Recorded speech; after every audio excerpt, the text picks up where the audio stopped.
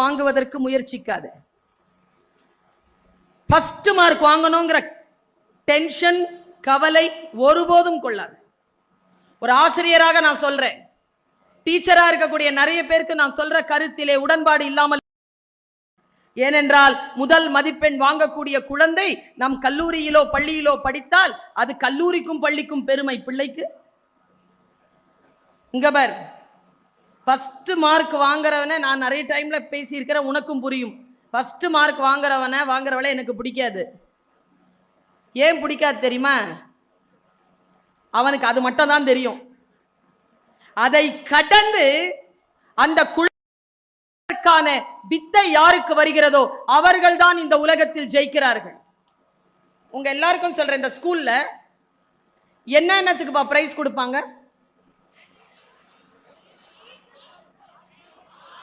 Mark கொடுப்பாங்க, first mark, அப்புறம்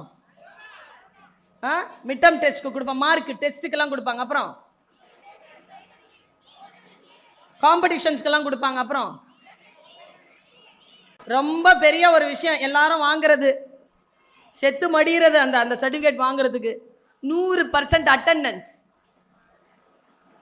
இங்க யாராவது வாங்கியிருக்கிறீங்களா 100% அட்டெண்டன்ஸ்?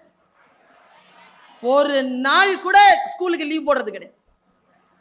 நான் ஒன்று கேட்குறேன், இல்லை டீச்சர்ஸையே, நிர்வாக அதிகாரியை, கல்வி தந்தையே எல்லாரையும் பார்த்து கேட்குறேன், 100% நீங்கள் வச்ச நாளையில எல்லாம் ஸ்கூலுக்கு வந்து அந்த பிள்ளை என்ன சாதிக்க போகுது?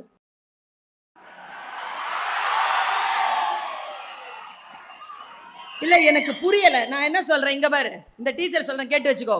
100 நாள் ஸ்கூல் இருக்குன்னு வச்சுக்கோ, 90 நாள் வா, 95 நாள் வா. ஒரு சாவுக்கு போறதில்லை, ஒரு காது குத்துக்கு போறதில்லை, குழந்தைகள் அம்மா அப்பா உடம்பு சரியில்லை நான் அதை பார்க்கறது இல்லை, ஒன்னுத்துக்கும் ஆகாம பள்ளிக்கூடத்துக்கு வந்து உட்காந்து என்ன பண்ண போற?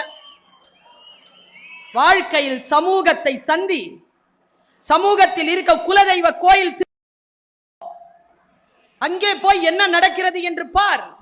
உலகத்தை பார்ப்பதற்கு பெயரும் கல்விதான். வெறும் பாடத்தை எழுதி வாசித்து ஒரு கூலியாளாக மாறுவது மட்டுமல்ல வாழ்க்கையின் வெற்றி. நான் இன்னும் ஒரு ரகசியத்தை சொல்லி தருகிறேன். உன்னுடைய வாழ்க்கையில் நீ வெற்றி பெற வேண்டும் என்று சொன்னால் உன்னை நீயே ஜெயித்து கொண்டு போ. எந்த காலகட்டத்திலும் உனக்கு முன்னால் நீ கீழே விழுந்துறாத.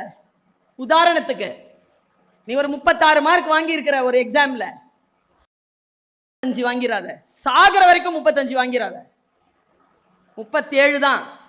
40 வாங்கிட்டனா 39 வாழ்க்கையில வாங்கவே கூடாது. 42, 45, 46, 48, 50, 52 இப்படி போய்கிட்டே இருக்கணும்.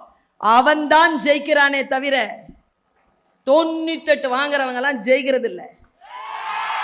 வாழ்க்கையில் முன்னேறி கொண்டே போகின்ற வித்தை யாருக்கு தெரிகிறதுன்னு பாருங்க. ஏன் தெரியுமா? வாழ்க்கையில நான் பர்சனலா சொல்றேன், நான் வாங்கினேன் ஆரம்பத்தில் யூனிவர்சிட்டியில எம்ஏ முடிச்சு வெளியில வரும்போது நான் யூனிவர்சிட்டி ரேங்க் ஹோல்டர். ப்ராக்ரஸ் காட்டிக்கிட்டே போ. பல நேரங்களில் நான் பார்க்கிறேன், பட்டொளி வீசி புகழின் உச்சத்தில் இருக்கிறார்கள், திடீரென்று சரிந்து கீழே விழுகிறார்கள், மறுபடியும் தவழ்ந்து தவழ்ந்து மேலே ஏறுகிறார்கள். கிடையாது. ஒரு இடம் உனக்கு கிடைத்திருக்கிறது என்றால் அந்த இடத்தை முழுமையாக தக்க வைத்துக் கொள்வதற்கான ஆள்கை உனக்கு இருக்க வேண்டும். அதற்கு பெயர்தான் ப்ராக்ரஸ். வாழ்க்கையில சுலபம்ங்க, ஆனா அந்த ஃபர்ஸ்டா நின்னுட்டே இருக்கணும்ல, அது ரொம்ப கஷ்டம்.